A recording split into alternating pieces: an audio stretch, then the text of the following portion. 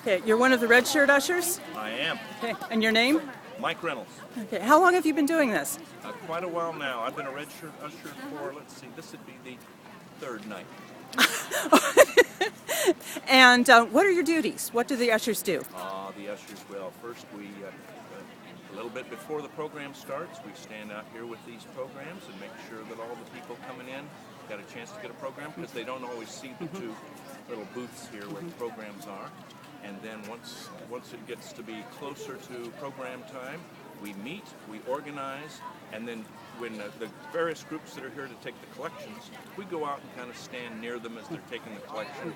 One, to make sure that since a lot of them have never taken the collection before, we want to make sure that they're not missing any areas, not missing any sections. And also we like to keep an eye on the people as the buckets are going down in the dark and back. It's kind of hard sometimes when people taking the collections do that. So we keep an eye on where those buckets are going. Then we stand in the back, receive the buckets, take them into the office, get the money together, count it, get it ready to go to the bank.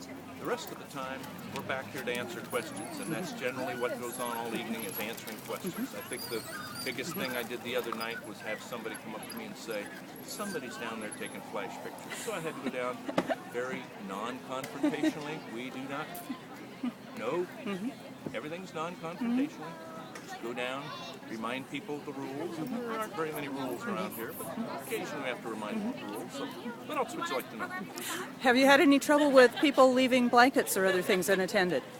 Well, of course, that happens every year, because even though there are a lot of signs up where the city council has deemed that out in the bench area you can't leave chairs or blankets, saving seats. So generally what happens, and it is pretty interesting every year, because even on some of the bigger productions like the musicals where it's jam-packed by 7 a.m., you'll have people show up at about 8:10, 3, 4, 5 people coming down the aisle looking for the seats that they saved 6, 7 hours ago and wondering where their blankets are. In the past years, the blankets would be sitting in the aisle. They know where the blankets are. Now we leave them back. But everyone is told basically, if you want a seat that's being saved by a blanket or a chair, just pick it up, drop it in the aisle, and the ushers will come along and get them and take them, because it's just not fair. Thank you.